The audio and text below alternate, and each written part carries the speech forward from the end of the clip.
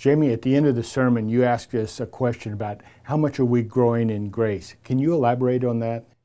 I sure can. As I was preparing for this message, it just hit me at the end of it that really the key question we all need to be walking away from with today is how are we actually each growing in grace? And how much are we growing in grace? Do we really get it? As a friend of mine, Tim Kimball, would say, do we get grace?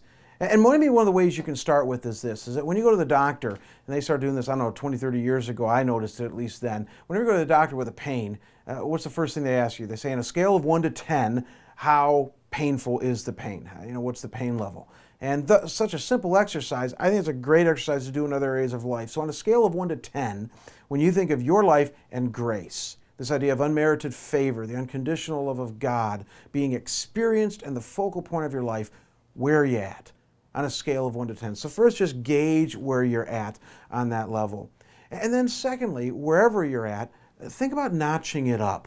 Because I think that's Peter's call to us. Grow in the grace that is in Christ Jesus. Notch up the level of grace in your life. How do you do that? Well, maybe notch up the level of grace you receive from God. That might mean that you need to spend more time alone with Him and read some of the great grace passages in the Bible. The end of Hebrews 4.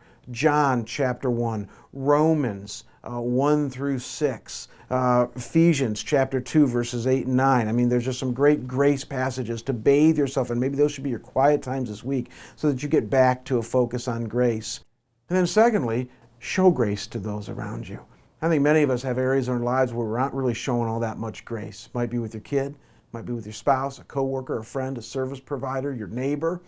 Maybe for you to understand grace, start to show it. And then when you show it, say, whoa, God does that to me, and now I can do that with those around me. Grow in grace. That's the call Peter gives us. That's my hope and my vision for our church. Thank you, Jamie.